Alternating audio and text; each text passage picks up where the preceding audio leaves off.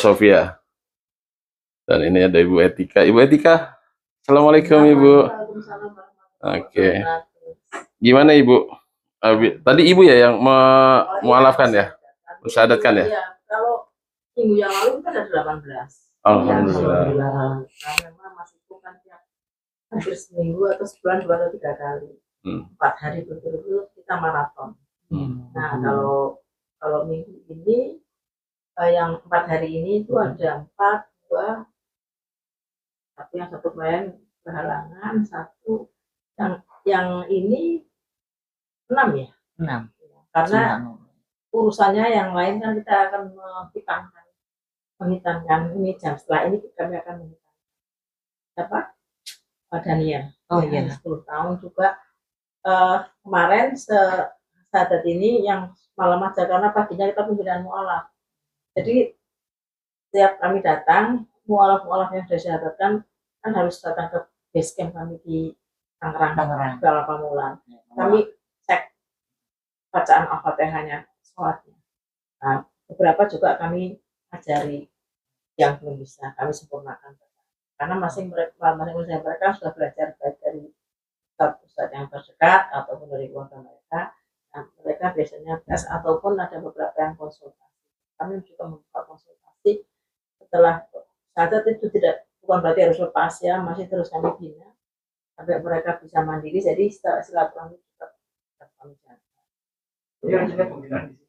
Ya, ini juga pembinaan. Jadi ini juga base camp juga pembinaan daerah Bekasi. Jadi ada Bekasi, ada di Depok ada ya? Pamulang, ada di Ceduduk. Alhamdulillah ada 3 tempat ini yang disediakan oleh para donatur untuk menjadi tempat kami wisata dan membina para mualaf ya. Kira-kira waktu yang kami gunakan untuk ini ya selama 4 hari ini ya. Besok kita juga antar mualaf ke Cianjur ya. Insya Allah adalah syahadat. Kita nanti di Pamulang saya nggak jadi ke Cianjur. Malam. Terus pengantar mualaf ke Cianjur nggak jadi ya, karena ada yang rencana juga mau sekolah madrasah sana mungkin nggak jadi. Schedule. Oke nih Ustadz Ipung, saya lihat kan dari mualafnya, mohon maaf Ustadz Ipung bisa pegang. Mualaf yang asuhan dari Ayah Sofia nih sangat lumayan kelihatan lebih apa ya? Kayaknya lebih dibina dan contohnya kayak Jesslyn, kayak ini bener-bener mau mengerti Islam gitu loh. Gimana tuh Ustadz bisa memaintain mualafnya, binaannya dari Ayah Sofia sampai bisa mereka itu sampai nurut bener-bener jadi Islam yang kafah itu seperti apa ya? Sekarang musimnya mualaf itu sibuk. Semua orang sibuk. Kita sibuk, mualaf juga sibuk, semuanya orang musimnya sibuk. Jadi seringkali untuk bersahabat saja kita untuk menentukan waktu timingnya yang tepat itu kadang mereka tiba-tiba reschedule dan mendadak. Nah, bahkan untuk pembinaan itu saja mereka kita untuk timing melepaskan waktunya juga alasannya juga ya ini dan sehingga kita selalu pemetaan. Setiap kali ada orang bersyahadat kita pemetaan. Kita tanya kepada bersangkutan mau dibina atau belajar kepada saudara terdekat atau teman terdekat atau keluarga terdekat. Kalau misalnya mau dibina bersama kami tidak apa-apa, nanti kami carikan dulu satu versus satu itu maksudnya satu mualaf satu guru ya, satu Masya Allah. Sehingga itu efektif. Nah kalau misalnya mualafnya sibuk, nah itu ada kami yang kelas online. Misalnya mualafnya sibuk bener banget, sulit untuk mengatur waktu, nah itu juga kami tidak mempersulit. Mereka tetap kita minta tolong agar tetap belajar kepada teman terdekat, sahabat terdekat, keluarga terdekat. Namun tesnya nanti di tempat kami, tenang. Ini ada tes, ada wisuda. Wisuda. Jadi kami ada proses wisuda, yakni setelah terima sertifikat itu kami ada wisuda. Jadi ada yang bagian tes nanti. Tesnya itu pun mudah, tapi yang penting kita lihat usahanya. Kenapa itu? Itu bagian dari bukan untuk mempersulit tapi untuk mempermudah. Mempermudah apa? Mempermudah kita nanti di akhirat jawaban kita kepada Allah. Kenapa? Ketika misal Allah bertanya kepada kita itu atas nama Ananda Jasri, terus kalian apa yang kalian kerjakan? Kami alhamdulillah nanti insya Allah kami jawabnya mudah. Ya Allah, dan sudah. Nah, itu minimal seperti itu. Jadi setiap mualaf itu kami tawarkan. Anda mau terserah, mau dibina, mau ikut bersama kami carikan guru, di guru satu guru satu mualaf, atau kalau misal tidak mau tidak apa, Anda bisa belajar. Tapi tesnya tetap tesnya mudah, tidak sulit. Tesnya hanya surat pendek, bacaan buku, bacaan sujud, bacaan di antara dua sujud, ya salam minimal itu. Tapi biasanya mualaf tuh selalu nambah-nambah, bukan hanya poin itu yang dipelajari. Mereka selalu nambah karena penasaran. Juga ada penguatan akidah ya. Penguatan akidah. Kalau kita juga memberikan penguatan. Yang membacanya belum nanti bisa kita atur. Pemahaman itu dibilang tentang Islam.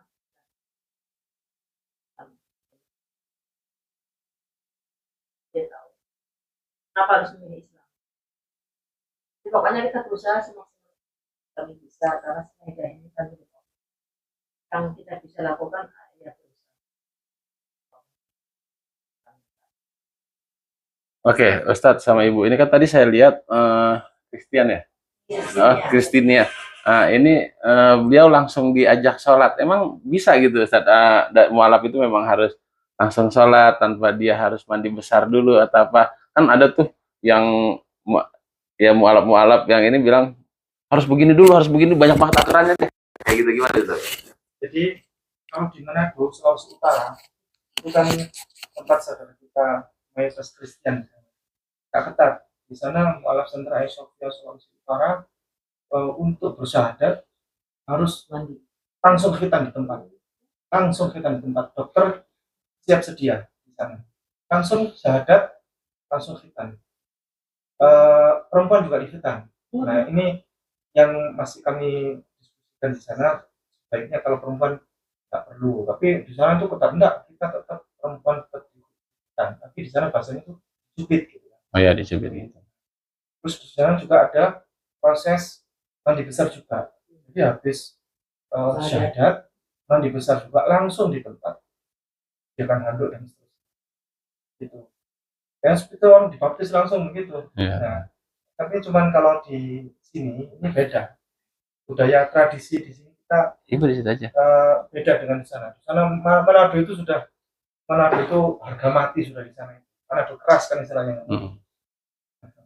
Jadi kalau di sini kita sambil habis bersyahadat kita jangan dulu, kemudian tetap kita berikan edukasi bahwa nanti wajib mandi besar gitu. Nah kita pas kebetulan sholat, ayo ikut sholat, ikuti gerakannya dulu nggak apa-apa, tidak ada masalah. Nanti habis itu mandi besar juga nggak apa-apa, nanti kita ajarin mandi besar. Dan selalu kita menggunakan dalil ya ayyuhalladzina amanu taqullaha mastata'tum. Bertakwalah kepada Allah semampu kalian. Jadi mampunya hanya itu ya sudah, nggak apa-apa, bisa. Nanti sambil jalan, nanti sambil di rumah nanti juga mandi besar kita ajarin. Kita pastikan nanti di rumah wajib mandi besar ya. Kalau di sini juga ada, jadi gini, jangan sampai muncul kesan terlalu apa namanya ya, overdosis begitu kan. Sehingga begini, ada mualaf yang kemarin itu berapa kali kejadian datang gitu, ada yang kita wajibkan langsung pakai, tapi sepanjang kita dialogkan kayaknya sehingga pernah beberapa kali kemarin kalau kita tanya ini mau pakai kerudung langsung atau tidak, tapi kalau mau kami anjurkan sebaiknya pakai kerudung. Tapi kalau tidak, ya silakan pilihan Anda. Dia bilang,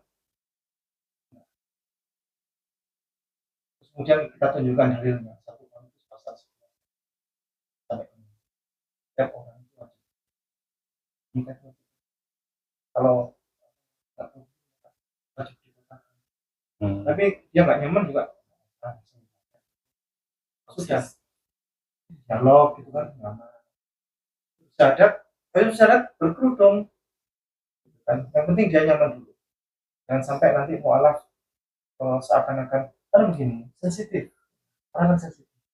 Pada etika aja ada perkataan yang kita aja, bukan hanya saudara kita.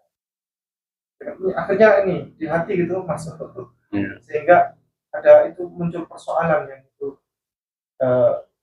yang akhirnya orang menafsirkan berbeda. Apa yang kita maksudkan kadang-kadang ditafsirkan berbeda, tapi tidak ada niat.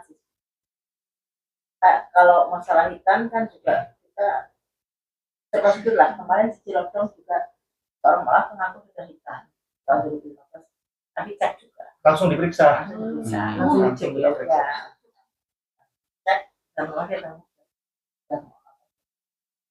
kami juga kerjasama dengan rumah sakit memberikan gratis kepada para mualaf yang dari kami. Kalau kita dari kami kerjasama, ya, alhamdulillah banyak sekali dalam hal mualaf kan kita puasa ibadahnya. Oke, Ustadz, ini ada satu pertanyaan tak, Ustadz. Jesslyn T. Lestari katanya Ustadz Ipung ya yang ini ya, yang mensyahadatkan. Bukan saya. Bukan saya. Lewat Ayah Sofia. Oh, Ayah Sofia. Kita semuanya bekerja tim. Oke. Jadi Ayah Sofia ini selalu bekerja tim. Waktu itu bersyahadat di Ciledug, Tangerang ya. Tangerang, di kediaman di rumah relawan Bunda Hajasar. Karena dan yang mensyahadatkan kebetulan waktu itu Bunda Hajasar. Oh, nah, Dan buat kami beliau itu mukjizat. Karena apa? Karena waktu itu ceritanya luar biasa. Bayangkan bagaimana rasa malunya. Kita sudah janjian, kue, makanan sudah siap semuanya, undangan sudah hadir. Bayangkan, undangan sudah hadir, sudah menyiapkan semuanya, tetapi mualaf yang sudah kita rencanakan, janjian akan bersyahadat pada sore. Tidak jadi. Tapi alhamdulillah, Cici itu pada waktu itu menjelang detik-detik itu, timing itu beliau menghubungi kami, menghubungi admin kantor Ayah Sofia ya. Kemudian kantor Ayah Sofia menghubungi saya. Ya hubungi langsung beliau. Kaget beliau, nah, saya belum belajar apa-apa, nggak tahu apa-apa, nggak masalah saya bilang, hadir langsung, jam berapa? Tapi saya kerja, pulang jam berapa saya bilang? Pulang jam 5, langsung saya bilang gitu. Dulu ya. Iya, terus kemudian Ustaz Kainama juga hadir, terus ibu-ibu juga hadir, saya bilang saya di sini, mohon maaf, nanti kalau mualaf nggak ada, kajian biasa aja ya. Saya bisik-bisik karena nanti khawatir semuanya. Apa khawatir? Apa namanya itu? Kecewa ya. Satu lagi yang dari Sentul juga datang. Iya, Cici Jesslyn itu datang secara hari itu pertolongan dari Allah karena keikhlasan semuanya, keikhlasan orang-orang yang support pada acara hari itu, termasuk Bu Cinderella, Bu Ella itu. Oh, Ella, Miss Ella ya. Yang hari itu menghubungi kami, inginnya itu bersyahadat besok. Nah, janji sudah janjian besok. Tapi waktu itu, Ella, apa sih? Karena sini saya bilang begitu. Alhamdulillah, Cici dulu yang bersyahadat ya. Iya, dan itu pun juga mendadak. Alhamdulillah beliau itu yang waktu itu sibuk langsung berangkat.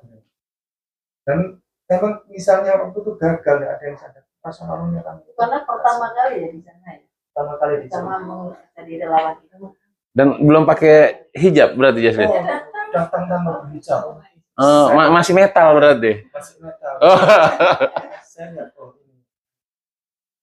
Waktu itu belum, waktu itu kan gini. Enggak, saya lihat dari dari pertama awal. kali datang. Ini adalah pilihan. Saya sudah ini dalam hati saya. Makanya saya tonton saya di balik layar. Kemudian Tapi habis itu dia pulang. Kita nggak ada pikiran apa-apa. Dia pulang pamit, pas masih lagi duduk di ruang. waktu syahadat beliau itu lebih banyak dia. Iya, jadi kita kan nggak ngerti kalau dia cerewet. Nah, tahu-tahu kan saya masih lagi duduk. Terus Samperin. sini ngobrol dulu, di samping ngobrol. Udah Etika sini ngobrol. Jadi ngobrol tahu-tahu dia ngobrol banyak banget. Itu lah. Akhirnya jadi viral lah di situ gara-gara kita tidak ada sama sekali. Oh dia udah pamit dan hari assalamualaikum ya gitu ada pulang tahu pulang terus ngobrol-ngobrol akhirnya suruh duduk gitu kan. Pas ada saya jadi akhirnya ngobrol-ngobrol. Jadi itu kontennya jadi viral ceritanya di situ. Jadi semua tanpa sengaja kejadiannya di luar ekspektasi kami. Oke. Kebetulan beliau ciledug. Mm-mm. Jadi jalannya cuma 10 menit ya dari tempat pensyahadatan. Oke, terus apa aja nih Ustadz? Ini kan Jaslin udah pernah saya coba juga di channel kami, udah kita coba juga baca Al-Fatihahnya dia udah bisa. Nah, selain dari Ayah Sophia sendiri nih, dari Ustadz Ipung mungkin apa aja yang sudah diajarkan ke Jaslin Ria Lestari, Ustadz?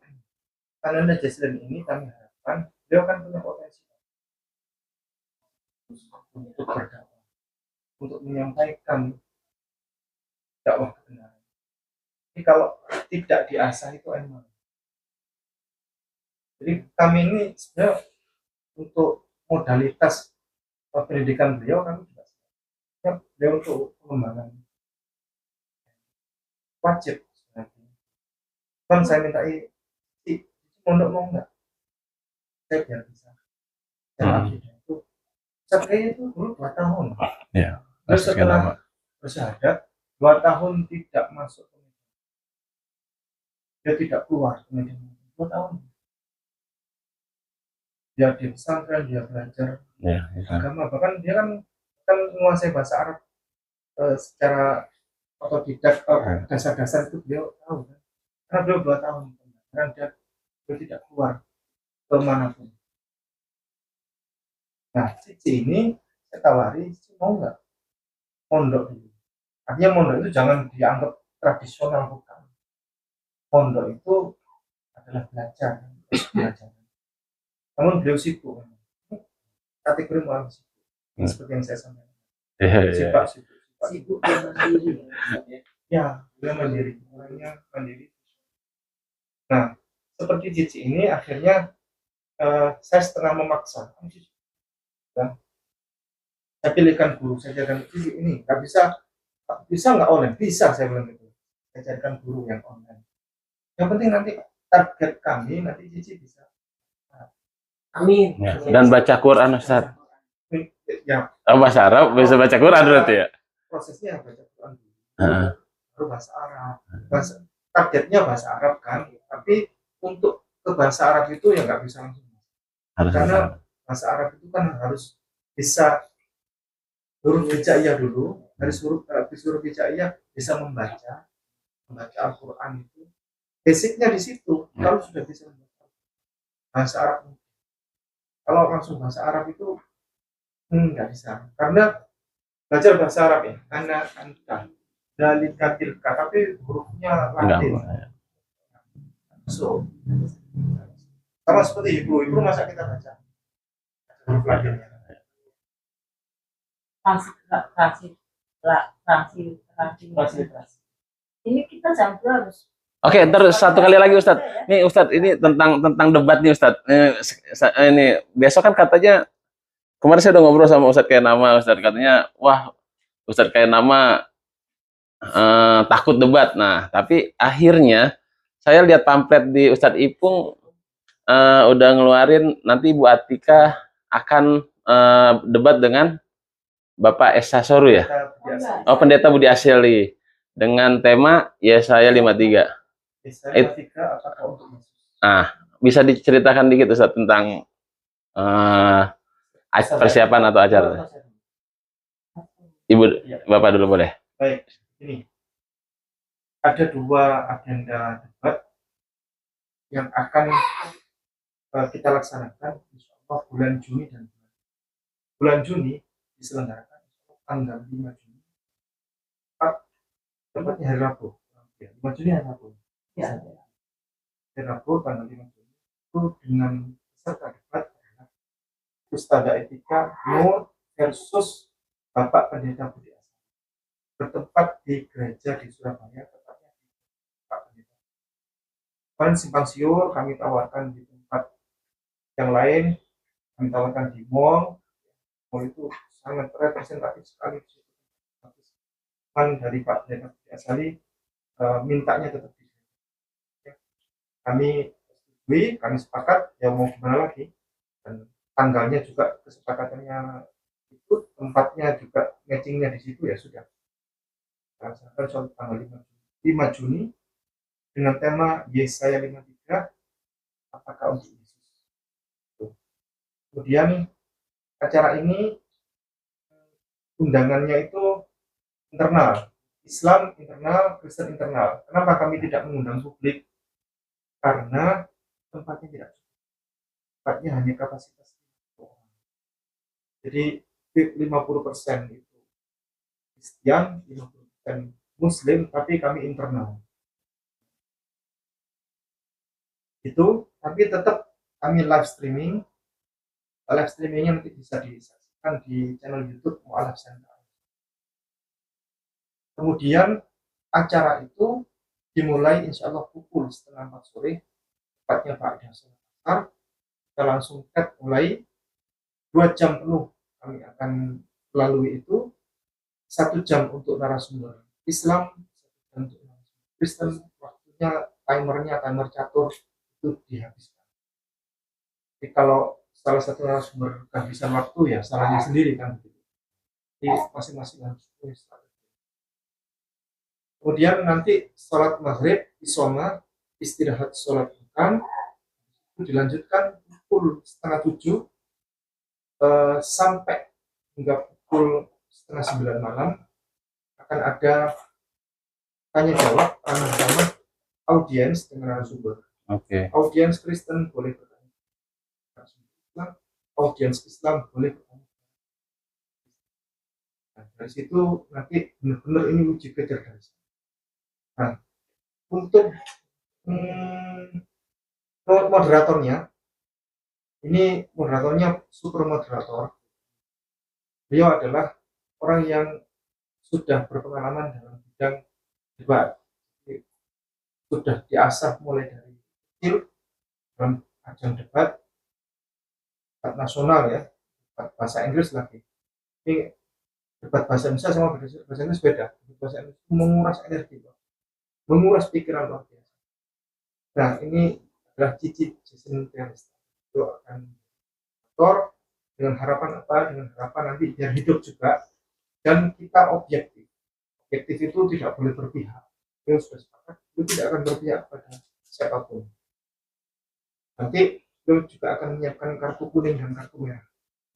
Pelanggaran 1 kali, siapapun narasumbernya, mau Islam mau Kristen, salah 1 kali kartu kuning, salah 2 kali kartu merah, silakan keluar. Misal narasumbernya ke toilet bawa HP. Kalau ke toilet monggo. Toilet, tapi jangan bawa HP. Kalau bawa HP, kan itu kita akan mematuhi debat yang proporsional, gitu kan. Jadi kalau jangan salah, kalau sudah pegang HP itu kan kita bisa komunikasi. Itu salah satu. Kemudian kita harapkan debat ini adalah bukan seperti debat untuk mempertahankan skripsi. Ini ujian skripsi itu bukan debat. Kalau debat ya sudah interaktif begitu dan harus menyajikan data. Kalau yang les akan pasti kelihatan les. Kalau yang menyajikan data pasti akan kelihatan dia berkualitas. Kemudian untuk tanggal 30 Juli 2024 akan terselenggarakan insya Allah debat antara Ustaz Kinama versus Bapak Pendeta Isra Soli. Dan insya Allah tidak ada yang takut berhari ini. Kalau ada yang memframingkan, menarasikan yang satu ini takut, tidak ada. Ini kami sudah meeting, kami panitia bersama Pak Pendeta Isra Soli, Ustaz Kinama, itu memang saling silang pendapat untuk timingnya, untuk menentukan waktu itu, dan terus masih belum pas begitu. Nah, akhirnya ketemulah bulan Juli, tanggal 30 Juli itu disepakati. Dan tempatnya tidak jadi di Pondok Pesantren Al-Islah Bondowoso, karena di tanggal itu Pondok Pesantren Al-Islah Bondowoso akan memperingati setengah abad Al-Islah Bondowoso. Di sibuk-sibuk kita, hingga kami akan diselenggarakan di Surabaya. Tempat yang menyusul insya Allah, dan temanya adalah